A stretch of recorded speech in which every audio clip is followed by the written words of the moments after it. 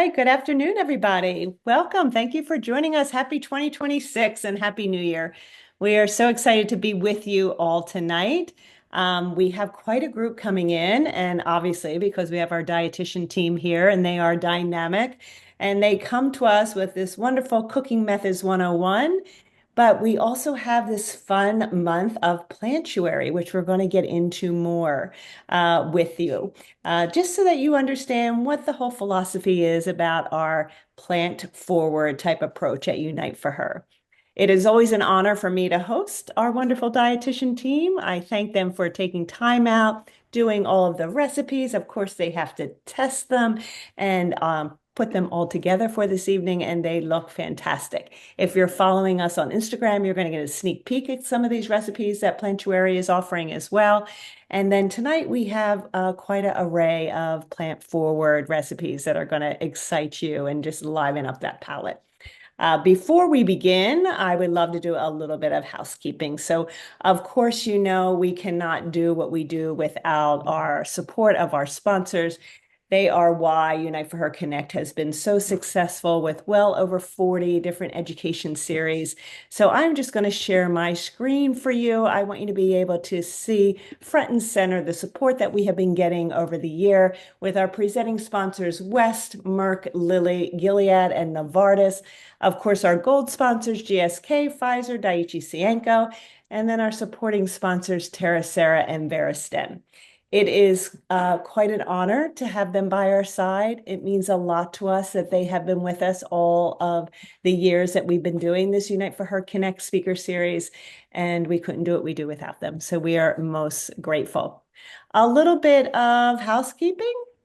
I feel like you all have the drill, but we just want to make sure that everyone is familiar with Zoom. So please use the chat. Just even do a shout out on where you're calling in from. We serve nationwide now at Unite for Her. Over 10,000 participants across the nation are in our program, and we're really happy to be able to serve them in a way that's so meaningful during their diagnosis and treatment and beyond. So we always love to hear where everybody is calling in from. You can utilize the chat, of course, for any questions. I am going to be the for lack of a better word, the moderator and MC for this evening. And I'll be able to look at those chats and ask our dietitians really in live time. I'll try and interrupt them as they're cooking, and we'll answer your questions in the chat for you. So please feel free to use that as we go along.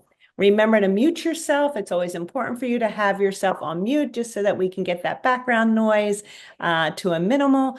And then, of course, we'll have plenty of time that we can have questions at the end. This will be recorded, so for any of you that might have to jump off, or for many that have not been able to jump on tonight, you can always access it again at our Unite for Her Connect library. It is very easy to access. It is uniteforher.org/Unite for Her Connect. And then, of course, we have a lot of exciting information about Plantuary and the Plantuary Pledge. So I feel like I want to bring on Aubrey. In 1 minute, Aubrey, I'm going to bring you front and center. But just a couple reminders just on what we have coming up in the month of January for our 2026. We do have a speaker series on January the 15th. It's at 6 o'clock. And it is about GLP-1s, the use in cancer patients. Erin and myself, I am Sue Weldon. I didn't introduce myself, but I'm thinking you know who I am.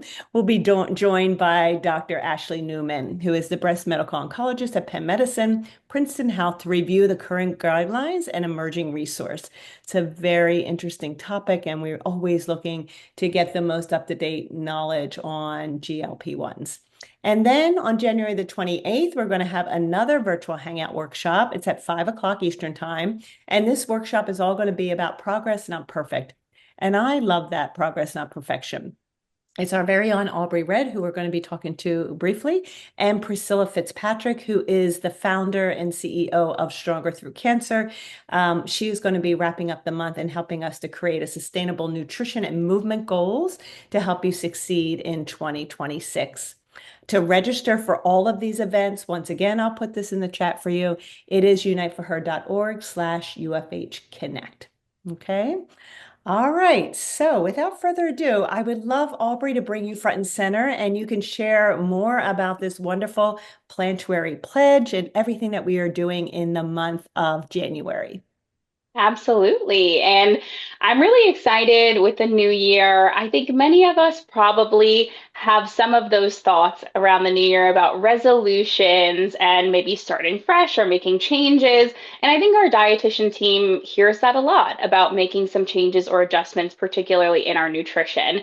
And that's why we are on year 5 of our Plantuary initiative. So, Plantuary, a spin on January, helping everybody to eat more plants, fruits, veggies, beans, lentils, nuts, seeds, whole grains, herbs, and spices during the month of January.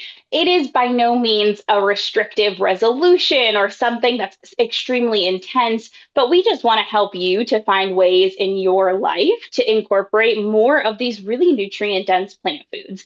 If you're not familiar with some of these plant foods, I would absolutely encourage you to visit our nutrition hub and to visit our Plantuary page, uniteforher.org/Plantuary, where we have lots of recipes, lots of resources, and even information on the various types of plant foods we're referencing. Because we know these plant foods are just so beneficial, we do come out with way more recipes during this month of January for Plantuary. We will have 12 recipes coming out this month, and there will be also an additional 4 recipes that are exclusive for those of you who register for what is called the Plantuary Pledge. Now, you're probably wondering, what is the Plantuary Pledge? The Plantuary Pledge is just your way of signing in and saying, I want to eat more plants during the month of January. Nothing serious, by no means anything binding. It is your way to kind of join in with the community. You will get a weekly newsletter with a reminder about what are the featured recipes this week. You'll get your bonus recipe that, again, only comes to those who sign the pledge and get the newsletter. Plus, another fun exclusive this year is that for everybody who signs the pledge in your newsletter, you will also get an exclusive weekly Plantuary meal plan, which talks about breakfast, lunch, dinner, snacks that you could incorporate that include our Plantuary recipes. So again, that is uniteforher.org/Plantuary to sign the Plantuary pledge. Every year at the end of Plantuary, we also have a really fun sweepstakes for everybody who signed up. We raffle off a beautiful basket. This year, I'm really excited. We're putting an emphasis on cooking. And so the Plantuary sweepstakes winner, there is one winner, will get a chef's knife, cutting board, kitchen towels, and a private 30-minute virtual cooking lesson. So we hope that you sign up for the Plantuary Pledge. This is our first event of Plantuary. However, like Sue mentioned previously, there's so much coming out on our social media channels. And if you're not on social media, definitely make sure that you're checking out the website for all of the goodness to come. But with that, again, like I said, this is our first event of Plantuary. And so our Cooking Methods 101 virtual hangout, we do them quarterly, where we originally started by teaching you just different ways to prep one item, and it's kind of grown from there. Today's theme is powering up with plants. And with that, I want to talk about plant protein because I think we hear protein all the time, and we're probably wondering, well, if I eat more plants, how do I get protein? Because we often think of protein as meat, fish, dairy, eggs, these animal based sources. So we have 4 different recipes tonight of 4 different star plant proteins that you could incorporate into your day to day. Today, my recipe is a marinated baked tempeh. So this is tempeh. This is pretty much exactly what it would look like in the store. I say that because I don't know that I've ever seen it in another packaging in the store. This is what you will see. If you look at the back here, I just want you to kind of be able to see what it looks like. They are actually fermented soybeans. You can see the ridges, the individual soybeans in there. Now, while I cut the package open, tempeh, like I said, is a fermented product. So when we say fermented, oftentimes what that means is it's going to have probiotics, which are good for your gut health.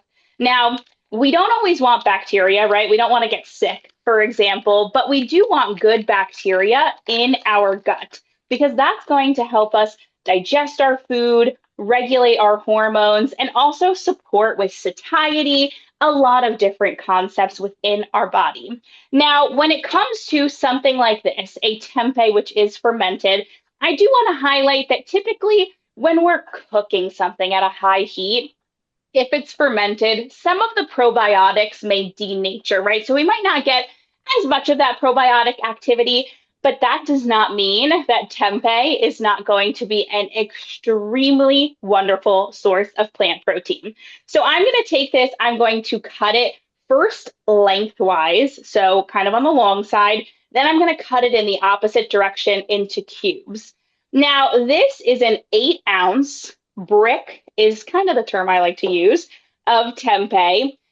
One serving of tempeh is about 3 ounces. So think a little less than half of this brick. Now, one serving of tempeh, get ready, you're going to have your socks knocked off, is about 18 grams of protein. Now, to compare it to, let's say, 3 ounces of chicken, for example, an animal-based protein, that's going to have anywhere from 20 to 30 grams of protein. So you're getting near as much protein just from this tempeh, which is a plant source, but it's also going to be a rich source of fiber. So the same thing, a 3-ounce serving is going to have about 6 grams of fiber. Women need about 25 grams of fiber per day. Men need about 38 grams. So this is a really great way to incorporate a plant food in which you're going to get a wide array of different nutrients. And I think that's what the benefit of most plants are, is we're getting so much from them. Now, I have my tempeh here in cubes. It's very compact, this tempeh. So I can see all of the ridges of the soybeans, but they're really squished together. Now, if you ever tried to make tempeh previously, maybe you've made tofu, this is quite different texturally. Tempeh can be difficult to impart flavor on. Tofu, very easy. It absorbs its flavor very quickly. Tempeh, what I found over time, is because it's so compressed, it's a little bit more difficult to add in that flavor. Now, my secret is what we're going to do is we're going to take our tempeh. I have a small pot here with some water in it. So I'm going to take all of my tempeh. I'm going to pop it into the water. The water sits just above the level of where the tempeh is falling into this pot. Make sure it's nice and even. Make sure I get all the pieces. I don't want to waste any. I am going to put this on the stove. What I'm going to do is I'm going to turn the heat onto high. Oop, wrong burner. And I'm going to let that come to a light boil. Then once it's boiling, I'm going to turn the heat down to simmer, cover it, and let it steam for about 10 minutes. You'll notice that while the water starts above the tempeh, it's going to end below the tempeh because the tempeh, almost like your skin, if you can imagine, if you get a facial at a spa, they put steam on your face because it opens up your pores. The tempeh's pores are going to open so that it's a lot easier to impart flavor inside. So that is my key. If you want to marinate your tempeh, steam it first to let it get all of that good flavor in. Now I'm going to go ahead, I'm going to make the marinade here. So I have a shallow bowl. I would say any type of shallow dish is good. Shallow because when we have the liquid in here, if we have tempeh stacked up really high and all of the liquid is at the bottom, these pieces at the top are not going to be able to soak up that marinade. It's a super easy marinade. I have a 1/4 cup here of tamari, which is just a gluten-free soy sauce. You could also use soy sauce. There's no particular reason I'm choosing tamari. Mostly it's what I had on hand. I'm also doing 2 tablespoons of rice wine vinegar. Again, I'm all about flexibility. So if you have champagne vinegar or white wine vinegar or whatever, use what makes sense for you. I have 2 tablespoons of maple syrup. You could use agave, you could use honey. I have a tablespoon of olive oil. As I was getting ready and I was thinking about the recipe, I was like, ooh, I should try it sometime with sesame oil. I bet that would add like a really nice flavor into this profile. Last, actually, second to last, I have about a teaspoon of sriracha, which is a type of hot sauce. By no means do you have to use the sriracha. You could also use red pepper flakes if you want not as much spice, or a different type of hot sauce if you like that, or maybe even more if you like it really spicy. And I am personally just going to season with pepper. That is because tamari soy sauce is pretty salty as it is. You could add some extra salt, especially if you're having issues with taste changes. Might help to impart some flavor there. But I'm personally just going to use pepper today. All right, so I'm going to go ahead. I'm going to give this a nice, good mix. And it's just really filling up the bottom of my dish here. Now, you might recall that I said we're going to steam it for 10 minutes. I'm not going to make you sit here for 10 minutes. So I wanted to show you making the marinade. I'll do that off camera a little later. I do have some marinated tempeh that I marinated about 2 hours ago. You really only need to do 30 minutes, but I just happened to be available 2 hours ago. So that's when I did it. So you can see here, it's much darker. And how I was mentioning that all of the pieces of tempeh were really compressed, you can almost see the ridges are more open. They're absorbing more of that flavor. So I have a baking sheet here. It's got just some parchment paper on it, nothing fancy. What I'm going to do is I'm just going to take all of my pieces and I'm going to lay them out on my baking sheet. My oven is preheated to 425. Now, what we're going to do, we're going to cook these for 20 minutes in total. We're going to do 10 minutes in the oven. And then what we're going to do, let me find a couple spots for these last ones. I'm going to save this marinade. After 10 minutes, I open up the oven. I take my tongs. I flip each piece over to the opposite side. Stay with me. And then I use my reserved marinade and a pastry brush, and I just take a little, boop, pop some on top of each piece. Really helps to add a lot more flavor throughout. Now I'm going to pop these in the oven. Again, 10 minutes and then 10 minutes when it comes to cooking. However, again, the magic of television, I have some cooked. This, after 20 minutes, is what your tempeh will look like. So I love that it has this nice caramelization. It looks so crisp.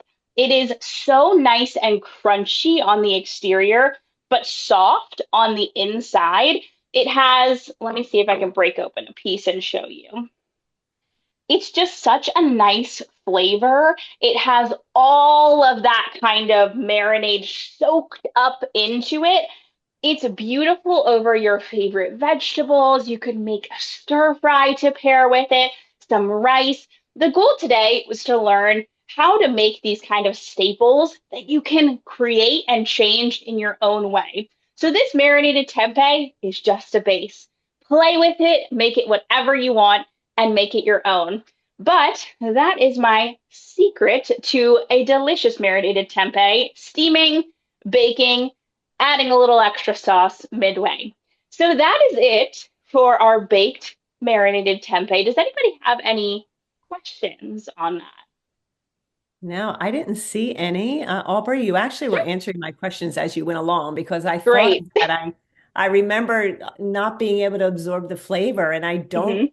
I do not cook tempeh. I don't. I go right to tofu because it always absorbs better. But now I know, Aubrey. So thank you Yes. very much. Always learning The from our steaming, it took me a while to learn, but once I got onto it, I am now a huge tempeh fan. It's such a nice texture. It's a great texture. And I feel like for all of our meat lovers that are in our Mhm. family, I feel like I don't know, fool them a little bit with putting that Yeah, on it's a bed almost of like ground rice. meat. right? It's got like a ground meat texture. Yeah, I love it. Okay, I am going to bring in your colleague, no Oh, stranger to our Unite for Her community, Erin Pellegrin. She's our yeah. senior registered dietitian manager, director, as well as the director of our Unite for Her Connect. So, Erin, I think you are up. And I Wonderful. think you need And a spoon, right, Aaron? I do, because my Okay, dish here. requires a spoon. Let me grab it. Go ahead, throw It's it a over. little messy, but That's you okay. got it? I'll clean it off. Yep, I got it. Perfect. All right. Amazing. Wonderful. Thank you. Amazing. I love that. And Erin, now I feel, before you keep moving, just one question for Aubrey, real quick. Yeah. oh yeah. Aubrey, where in the grocery store is tempeh kept? Really good question. At my grocery store, it's usually in the produce section. So there's all the produce, right? You've got like your pre-cut, your greens on the wall, and then towards the end, there's like the tempeh, the kimchi, kind of like a fermented food section almost. So Perfect. more than likely, it is in the produce section on the wall. Perfect. Great question, because I actually did not know that either. So Yeah. really great. Perfect. All right, Erin, are you ready to take us away? Yes, and I was so excited when I got this recipe because I love lentils. I cook with lentils all the time. They're like my preferred legume. So today I am making a spiced yellow lentil with rice dish. So like Aubrey said, my knock your socks off fact is lentils are also a protein powerhouse. 1 cup cooked of lentils gives you 18 grams of protein. So they are great for blood sugar control. They keep you full. They're quick to cook. They're great pantry staples. They're cheap. They're versatile. So they are a wonderful thing to stock your pantry with. And there's a lot of different types of lentils. My recipe, I'll be using yellow lentils, but because I cook with them so often, I happen to have a lot of different types. So I have a little bit of yellow lentils here. So you see they have a beautiful bright yellow color. You'll also find red lentils, which have like a pinky orange type of color. Both of these are great for soups and stews, purees, if you're making curries, like our dish that we're going to be making tonight, serving over rice, because they break down really lovely. But there's also brown lentils. So they have like a light brown color here, also cook up really quickly. For this recipe would be a great substitute. So if you can't find yellow, if you can't find red, a brown lentil would be a perfect substitution. This is more common in the grocery store, so you could absolutely use these as well. You'll also find things like black lentils. So you see they have that dark black color. These take a little bit longer to cook up. They hold their texture much more. So when I'm using these, I'm often mixing it with other grains, maybe different types of lentils, but there's a lot out there. And like I said, a little goes a long way. So when we're talking about affordability and maximizing these different plant foods on our food budget, lentils are a really strategic way to maximize our food budget as we're cooking. So I will set those aside and jump into it. So this is really easy, like Aubrey's recipe. This is a baseline. So start with this and then take it with different flavors, different herbs and spices and sauce. But this is a really quick and delicious recipe, great for a weeknight meal. So all you'll need is a small to medium sized saucepan. We're going to start by cooking our lentils. So I have some yellow lentils here. I'm going to set these aside because I used up the rest of what I had for my batch that I pre-made. And we'll use some brown lentils. So I have 1 cup of rinsed brown lentils. They'll go in our saucepan. Really simple. I am adding a bay leaf. So this isn't in the recipe, but I always add a bay leaf whenever I'm cooking lentils. It just imparts so much delicious flavor. So I'm going to throw that in. And then we're adding a whole half of an onion. So you will peel. So I have a sweet onion here. You will peel off just that outer layer, but you do want to keep the top and the root intact. And the whole thing will go in our saucepan. It's just going to impart some mild onion flavor. You could certainly use a white onion. You could use a red onion because we're not cutting it or dicing it, so it's not imparting too much flavor. It'll be really subtle. So whatever you have, you'll just need half of it. I'm going to add about 1.5 teaspoons of turmeric. So we'll just eyeball that, and then we'll grate some fresh ginger root. So I have a little piece of ginger with my microplane. We'll grate all of this in there and we'll cook. And this is just imparting so much flavor. So the liquid that the recipe has us using is 4 cups of water. Certainly, another quick tip for adding instant flavor is substituting that with a vegetable stock or a chicken stock.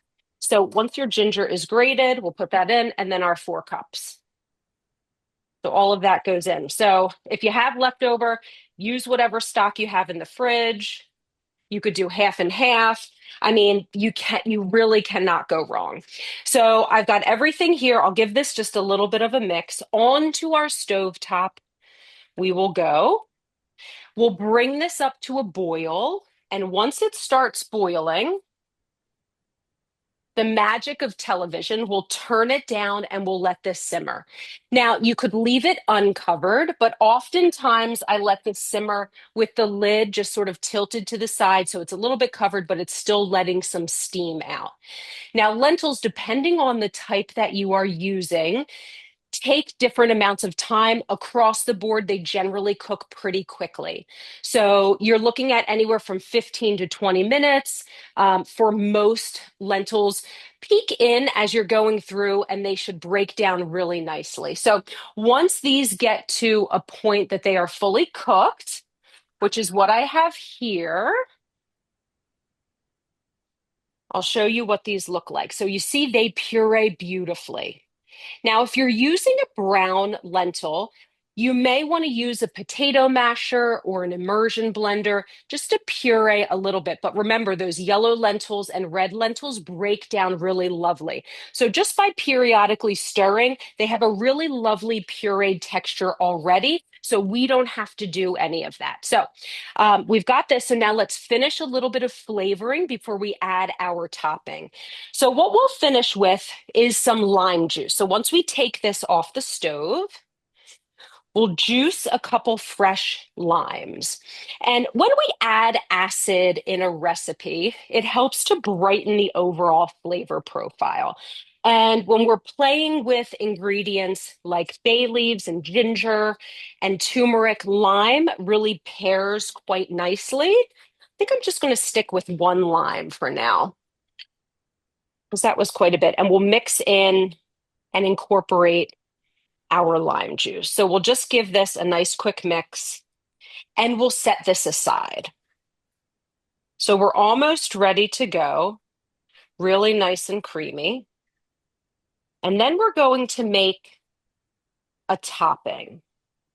I also neglected to say I did add a little bit of salt to this as I was cooking it on the stovetop. So you're looking at a teaspoon at most. We can always add a little bit of salt and, of course, pepper later so that we really get that curcumin activated in our turmeric.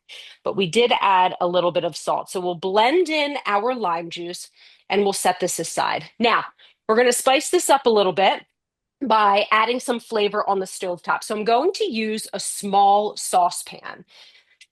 We'll bring this up to medium-high heat. And you want to use, I'll just set this to the side for now. You want to use a neutral oil. So I'm using an avocado oil, 1 to 2 tablespoons. And essentially, we're going to use some cumin seeds. We have some spices, some red pepper flakes that we're going to bloom, some flavors, and we'll mince some garlic. This whole topping happens very quickly. So this isn't something that you want to throw on and walk away from. So as our oil heats, I'll show you what our steps will be. So first and foremost, we're going to toast up some cumin seeds here. Now, cumin seeds aren't always available in the grocery store. So if you want to use a little bit of ground cumin, you can do that as well. If you're using ground cumin, start with medium heat. You don't want to go too high. Add a teaspoon of ground cumin to your warmed oil, and you just want to warm it and bloom your seasoning until it becomes aromatic. You don't want your oil to be too high so it burns. As soon as you start smelling it, that's at the point that we're going to move on. So let's start there. I've got cumin seeds, and These will just go in. We're just going to toast these. You may hear them start to pop and sizzle a little bit. That's normal. That's what we want. So I'll use my spatula and we'll move this around a little bit. I'm a little bit above medium high heat and we'll let this go for about a minute. The next thing that we will add will be 2 cloves of garlic. I'll use a garlic press. You can mince this by hand. In the grocery store, in the produce section, we often find both ginger and garlic that are pre-minced. It's a great hack if you're looking for something quick to add. So our cumin, we're starting to sizzle a little bit. This is great. Erin, I see them all the time in the grocery store, and I always get worried that the garlic is going to taste different to me. Do you find that at all? No, not No, in the tube. I have played with in the ginger, both tube. This is ginger in a and garlic jar. in the tube in the produce. The jar, personally, I do think it tastes different. Although sometimes that's all that's available to us, Right. or that's just more in our budget because it stays in the fridge and we can use it from a convenience factor. So I totally get it. But in the tube, I think it's a total hack. I love it. It's just like a quick time saver. Great. All right, so that's sizzling. Great. Let's add our garlic. And again, sort of in that similar vein, we're adding it to our oil. We're going to just let this warm for about 30 seconds. If you feel like your pan gets a little hot, we know garlic can burn quite quickly. You may do that. Now, if you don't have fresh garlic, similar to our cumin, if you wanted to use ground garlic powder, not garlic salt, that's totally fine. We're going to let this go for another 10 seconds or so. This is a real quick topping, but boy, this is going to really just finish off our lentil dish super quickly. And then the last little bit we're adding are some red pepper flakes. So this is going to add just a little bit of mild heat. You can use a little bit less. Again, we're going to use that oil and heat to bloom that flavor really nicely. As soon as you start to smell it, which I do, oh my gosh, this is great. We're going to add our last little bit, which is some finely diced red bell pepper that I just threw at the camera. So I did cut these pretty small. So I did a fine dice. We're not going to let these cook for very long. Again, we're looking at a minute, maybe 90 seconds. We want this to just warm through. So they'll saute really gently. We'll mix in our garlic, our cumin seeds for a little bit of texture, our red pepper flakes for a little bit of heat.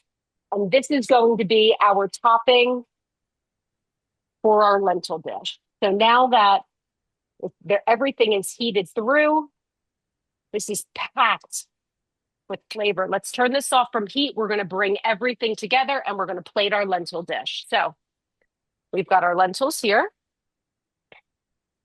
If your handle gets hot,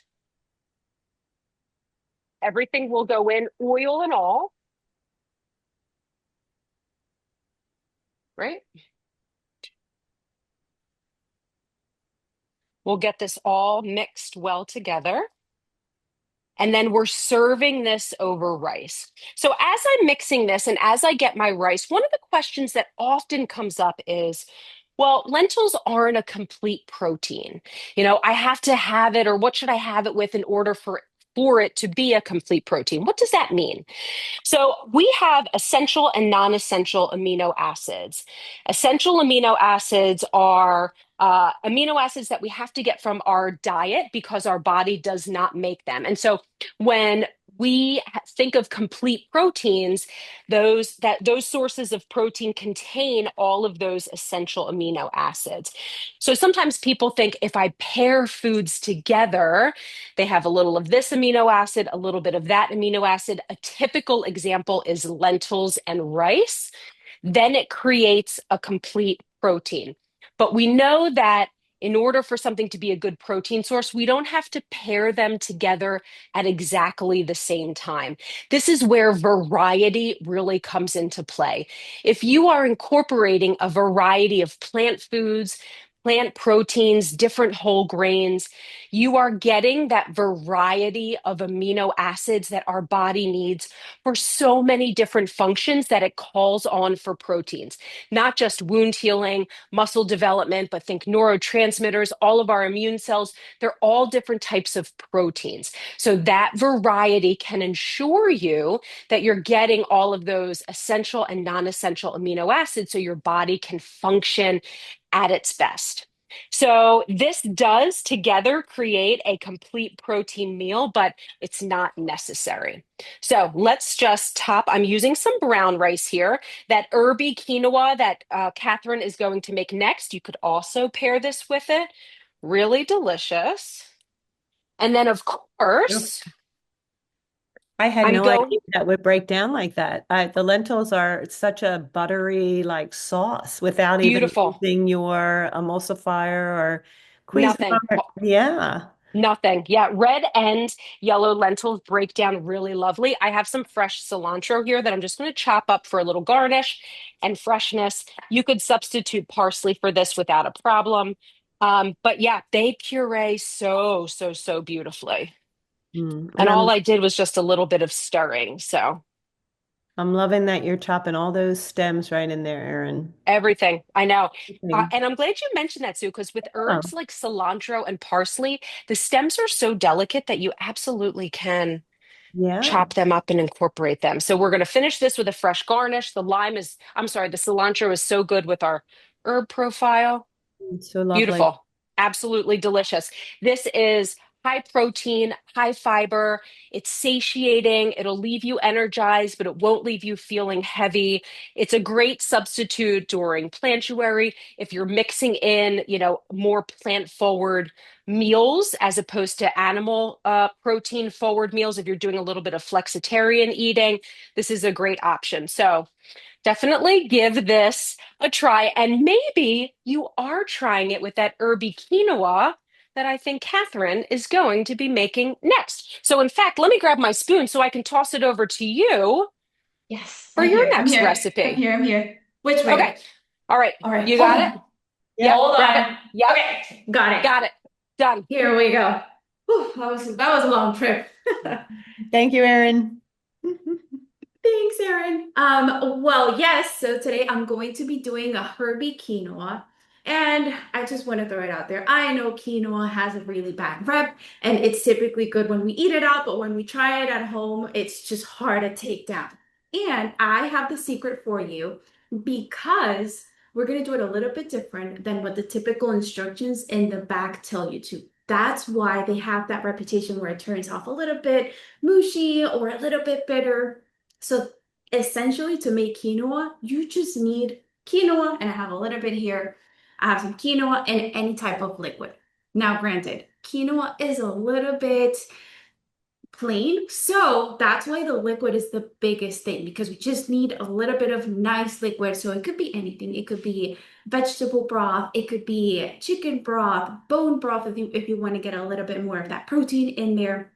But just so you know, quinoa is a source of protein. And I want to piggyback off of Erin. I'm glad that you gave the little background on essential amino acids. And turns out that quinoa is a little bit popular for having protein, but even though gram wise, so per volume, is not as relevant compared to lentils or tempeh, but the amount of protein in quinoa actually has all 9 essential amino acids. So it's a really good source of protein.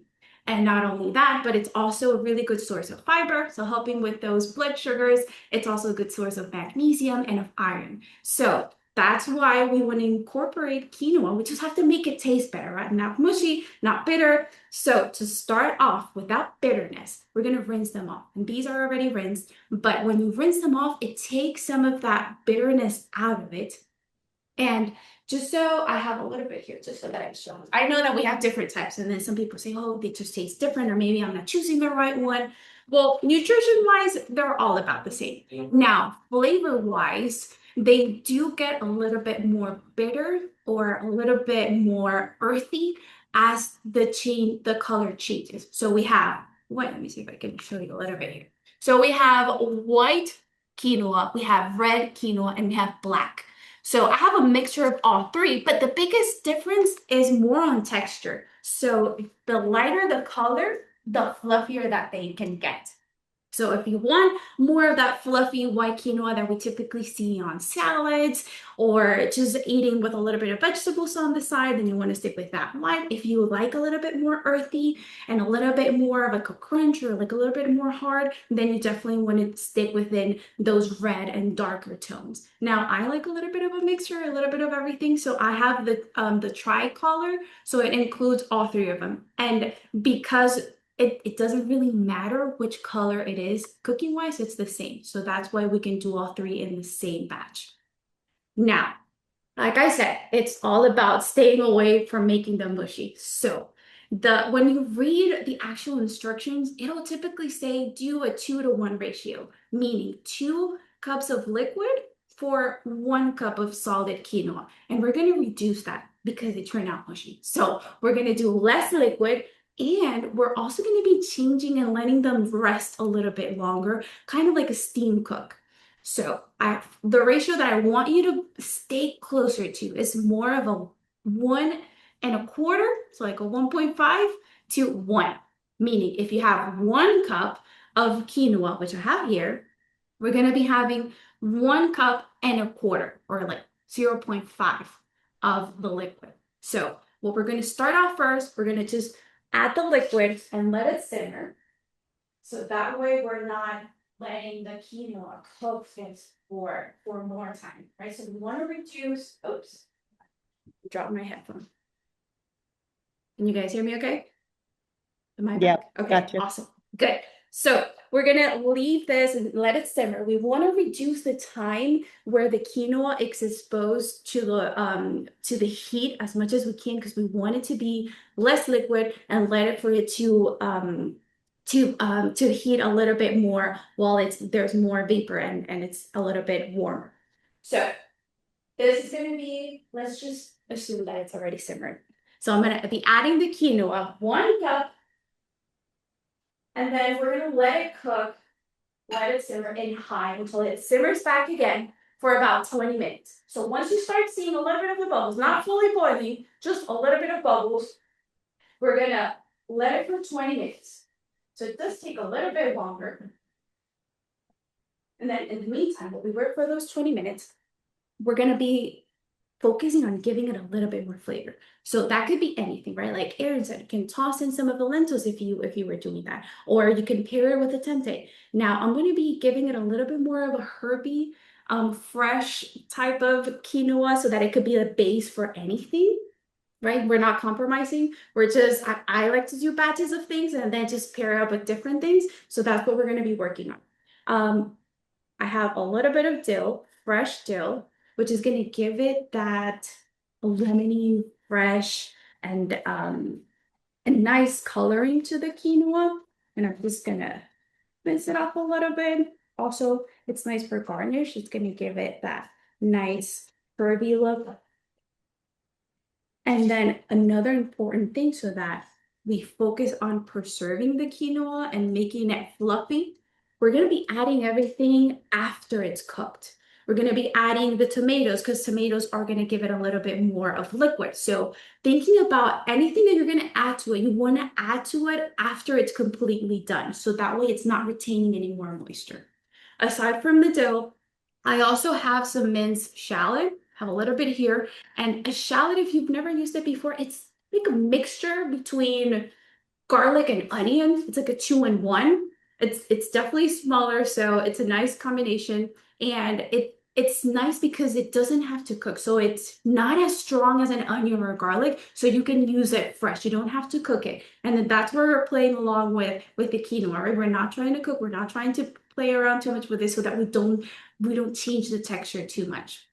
So I have a little bit here to give that additional kick, is a little bit sweeter. And then I just have some tomatoes to also make sure that we're getting enough vegetables and that we're adding in more color, more nutrients to it. And I'm just going to be cutting them up so that once the quinoa is ready, we'll just toss it all in and that'll be ready if you want to eat it by itself, or ideally pair it with another plant protein. I know Michelle is coming up and she has some nice garbanzo beans, which are my personal favorite. But Erin's lentils are definitely also another source, and Aubrey's, and this is nice because then you guys can just pair up everything, make different plates with it. All right, pretty much done here. And we have a little bit ready. And so this is not simmering yet, but for the sake of time, like everybody says, right? This is not national TV, but it's still TV. And we did a little bit of prep of time, and I have some that's already ready. And so as you can see, this is about a cup. So this is about 2 servings. Now, once the quinoa is ready, you want to fluff it up. You've probably heard that term before. So we want to grab just a fork, and then we're just going to start pressing on it, but moving it around. So it should increase a little bit of volume, and you should be able to see it grow and get a little bit more fluffier, which is what we want. So once it's warm, as soon as you take it out, you just start fluffing it. You just grab a fork and you start pressing on it, moving it around, and it should be fluffing up. So since this is ready, and as you guys can see, it's not mushy at all. It's very colorful. We have all 3 of the quinoa in here, and then we're just simply going to be adding all of the additional herbs and the tomatoes that we have on the side. So I'm going to be adding my shallot in here. So this is going to be very flavorful. It can even be used as a side. You can use quinoa as a side. You can use it as a base if you want to make a bowl. There we go. So I'll just mix everything up. Okay. And we just plate it out right here.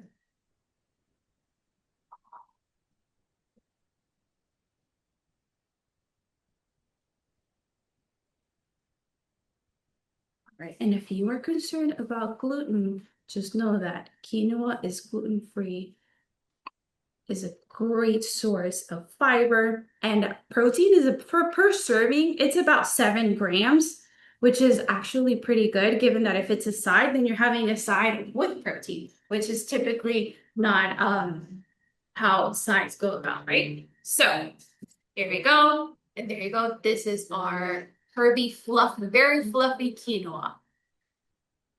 Perfect. And yeah, Catherine. do we have any questions?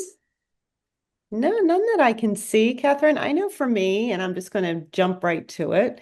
Quinoa always makes me feel bloated. And is there anything I can do and pair it with, because I love it, that it doesn't give me that type of fullness after I eat it? Is that something that you heard a lot from your, members, that it makes you feel like gassy or bloated, quinoa? Not really, but Mhm. I'm Just guessing that me. it could be the fiber. It could be the fiber because it does have a good source of it. I would say maybe or the way that it's cooked. So maybe that could be it. Make sure that you maybe have a smaller volume at a time. Do you do like bowls where it's like a bigger volume? No, but I feel like I must be the problem. Okay, that I'll have to try. I'll start out small. I'll try again because it is that perfect protein, right? So Yeah. that's always very good for our plant forward. Yeah. Or maybe it depends if you're what you're pairing it with. If you typically have it with the same thing.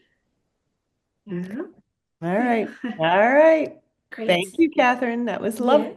Yeah. Yes. All right. So now we have Michelle, and Michelle's going to be doing that, one of my favorite grains. So Michelle, I'm pretty sure you need this to Yes, scoop I it out. do. Yes. All right, here you go. Here you go. Let me know when you got it. I got it. I got it. Thank you, Catherine. Thank you for that recipe. I agree. Quinoa is a hard sell for me, but as long as it's doctored up, that looks fantastic. So, as Catherine mentioned, I will be talking about chickpeas, also known as garbanzo beans. It's the same thing. So, no matter what you see on the can, it is the same bean. Garbanzo is actually the Spanish word for chickpeas. So, for the purpose of this recipe, I'll be calling it chickpeas, but you're right either way. So this is weird for me. I have nothing over here to chop. Everything is going to be on my stove top. So hopefully you have a split view of me. This is, I think, the first recipe I've ever done that is 100% over here, which means no reason to not make this recipe. It is super simple. It is a great side dish. So I have my skillet warming. And what I'm going to do is add some oil, olive oil, and start warming the oil in the skillet. So as I mentioned, a little bit more, as I mentioned, I'll be using chickpeas. So I used canned. I gave it a good rinse to get most of the sodium off. If you have access to no sodium or low sodium, that is a great option as well. So I drained it, I rinsed it, and they're ready to go. I'm going to go ahead and toss the chickpeas right in there and just put them in an even layer. And I'm going to let this heat up a little bit, okay? So we're not going to start adding. I have my stove at like medium high. Not going to start adding. I want those to start heating up a little bit. So while those are heating up, let's talk about the protein, okay? So it's a great plant protein.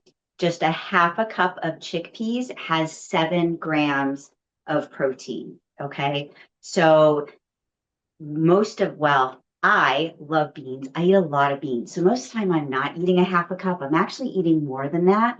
So I'm getting more than 7 grams. But to start out with, as we were just talking about with Sue, if too much fiber all at once is too much, maybe start off with the 7 grams or a couple tablespoons. But half a gram is 7 tablespoons. Excuse me, half a cup is 7 grams of protein. You can hear it starting to sizzle. That is what we want. They're going to start to brown a little bit. And half a cup is also 6 grams of fiber. So when we're using plant proteins, we're also getting a lot of other good stuff. So fiber, but also folate, B6, iron, magnesium, potassium, phosphate, zinc, polyphenols for our heart health and to help us control inflammation. So it's such a bonus when we are getting protein from plant. Pretty easy, right? Just heat the pan, and they start sizzling. How's that view? That look good, Sue? It looks That great. good view? Yeah, perfect. Good. I love that. All right. So the other things that we are going to add to this skillet, I have some maple syrup. So it's about 2 tablespoons of maple syrup. I'm going to add that in.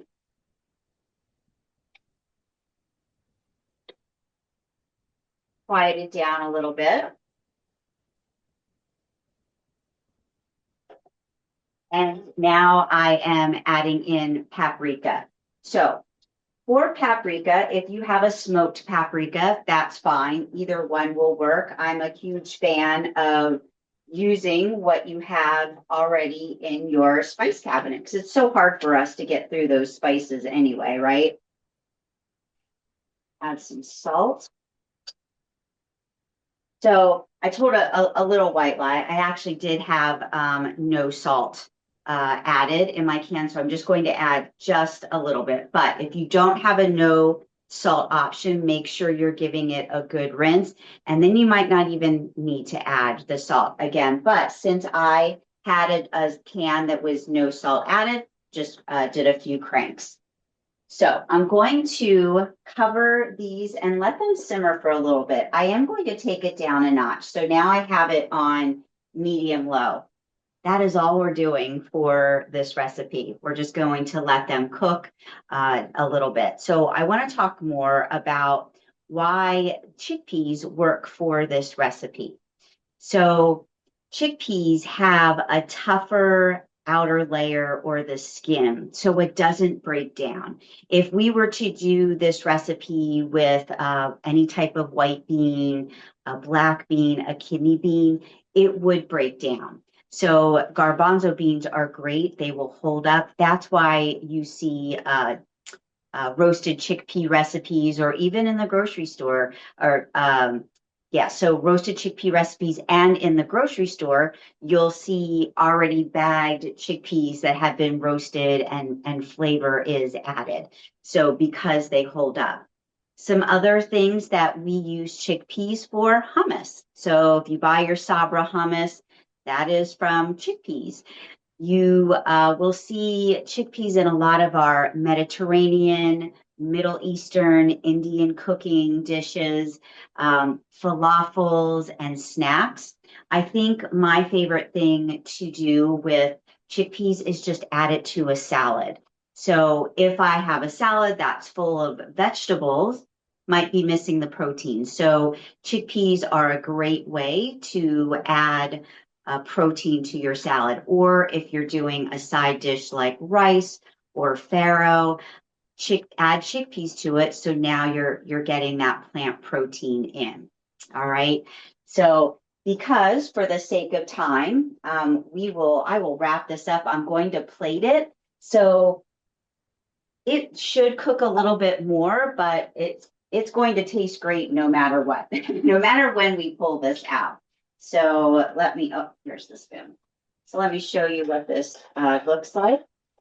If you do not want to use paprika, guess what? You could have used maybe cinnamon, because we're using the maple syrup. You could perhaps use cinnamon, add any type of maybe like nutmeg, anything like that, whatever spices you want. The sky is the limit. So this is what it looks like. A couple troubleshooting things before I let you go and we wrap this up. If it's so dry and the chickpeas are starting to crack and the outer layer is starting to peel off, maybe add a little bit of broth, or maybe a little bit of water. I would use vegetable broth, especially if we're using the maple syrup, but maybe err on the side of adding a few splashes of water. Don't add more oil, but a little bit of water will help add the moisture back in. And again, if you want to use different flavors, or if you feel like that wasn't enough maple syrup or that wasn't enough paprika, go ahead and add more spices to your liking. But that is it. How simple was that? I did that in just a couple minutes. So it's a beautiful side dish. It smells delicious. The warmed maple syrup. Can't go wrong with that, right? Yeah, for sure. I've never done my chickpeas with maple syrup, and I eat chickpeas a lot. I roast Mhm. them, I pan sear them. I like them crunchy, I like them soft, I like them Mhm. salty. All of the above. It is such a great snack. So thank you, Michelle, for making it look so Mhm. easy for us. Sure. And I'm loving your overhead camera. Is that the first time you used that? It is. I'm tickled. Great. You did I'm great. so I love excited. it. Yeah. So professional. So Yeah. professional. Well, I'm going to bring our whole team back on. What a treat always to have all four of you together here in our kitchen. And it was such a great way to start off our Plantuary, our cooking methods 101, to really showcase our plant forward approach and understand how easy it is to get some proteins in there. Like always, I learn from you all, so I appreciate you greatly. I had no idea that the perfect protein, I thought you had to have it in the same meal, Erin. I didn't know you could have it throughout the day. I thought you had to Yeah. prepare it at the time that you're eating that food. So Yeah. that was my takeaway for today. Yeah. Yeah. Good. I Awesome. know. I know. So, Aubrey, anything you want to do to finish off our wonderful cooking methods 101 and your introduction to Plantuary? I did put the links there in the chat. I did put the recipes in there a few times. I'll do one more time because I know when people come in later, they can't see what I have posted. So I'll Yeah. do that one more time for you. But anything you'd like to leave our community with? I think just reminding everybody to, first and foremost, sign the Plantuary Pledge so that you are reminded weekly with our newsletter about all of the recipes featured that week, the various food groups, and how to utilize them, as well as getting your bonus recipe and your bonus meal plan. Those are both only exclusive to folks who sign up for the pledge. But then also, I think I would just start the year by saying to be kind to yourself, right? Especially when it comes to these nutrition goals, focus on trying one new recipe, right? Maybe you try the marinated tempeh. Maybe if that's out of your comfort zone, you try the chickpeas, right? Or commit to having three fruits this week if you don't have any, right? I think sometimes we get into these lofty goals of, I'm going to do all of these things all at once, but we just want to add slow and steady to something that feels sustainable. So hopefully these recipes or any of the Plantuary recipes can be a great way to help you with that. Remember to follow us on social media for all of our Plantuary recipes. Again, there's going to be 16 this month, so a ton of them. And also, if you are not on social media, and even if you are, make sure to check them all out on the website after you're signing the pledge. That is wonderful. Thank you. I do want to just bring one attention to a question that we had, but I actually texted her on the side, and one of our participants was just saying that she wanted to see if you could speak to a diet on a hypothyroid, the Hashimoto's disease, both which she has, and just talking about her son being recently diagnosed with a colitis, just talking about how to approach that dietary. Um, with a dietary approach. And I felt like it's better if you guys do a one-on-one with Heidi. So Yeah. what if you do that, please, and reach out to Heidi? She is in our chat, and I think that would just be much better. And then you'll have your full attention and be able to really give her all the information that she needs. Yeah, absolutely. So would you mind just copying down Heidi's email or phone number for me and I can get in touch? Yeah, Heidi, I think you're going to have to do that for me. I only see you as Heidi. So if you can put your email in the chat, that would be wonderful. And we will get that right over to Aubrey. Yeah. Okay, I'll do that. I appreciate it. Thank you. I'll do You that. got it, Heidi. Thank you. Yeah, I didn't want to forget about you. She asked right away, right early on. So Thank you. I appreciate it. you Thank got you. it. You got it. So listen, as always, this team just incredible. I do see here, where's the pledge? I did put the link in there so you can actually get on the page. And when you scroll on our webpage, you will see the pledge right there, front and center. I did see that today, Aubrey, and I took the pledge again. Nice. I cannot believe it's 5 years. It floors me. It floors me to think that that was 5 years. Yeah. Very exciting. Well, once again, such a wonderful virtual hangout. Thank you for joining us with our Cooking Methods 101. Again, we have some exciting events coming up in January. Just a couple reminders on the 15th. Please join us at 6 o'clock Eastern Time. Erin and I will be presenting with Dr. Ashley Newman, who is a breast medical oncologist at Penn Medicine at Princeton Health, on the use of GLP-1s in cancer patients. A lot of current guidelines and emerging research that's coming out. And then on the 28th, another virtual hangout workshop at 5 o'clock. And this one features Aubrey once again with Priscilla, just talking about that progress, not perfection, and just how we can make sustainable nutrition and movement goals for 2026 that you can actually do and succeed. And I'm gonna leave you with one of my mantras, and the best movement and the best that you do is what you do every day. That is whatever it is. If it's 5 minutes, and that is the best thing that you're doing every day, as long as it's consistent. It's the one that you actually do. It doesn't have to be so complicated. So I love that you're talking about this whole progress over perfection today. So thank you all.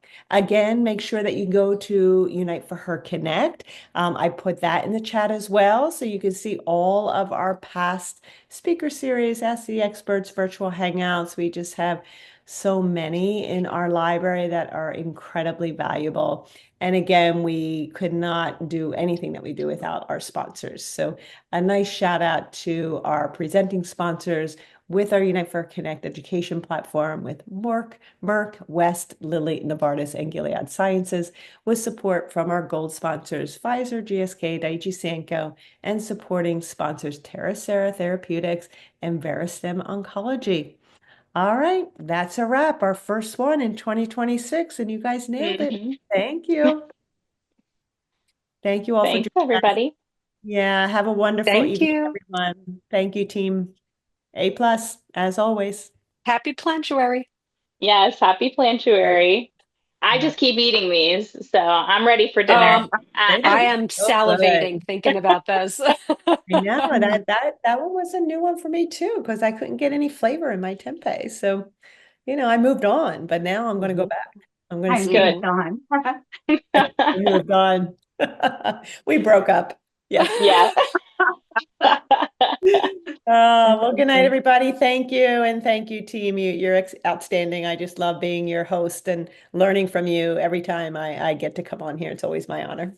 All right. Good night, everyone. Thanks, Good Sue. night. Bye. Night.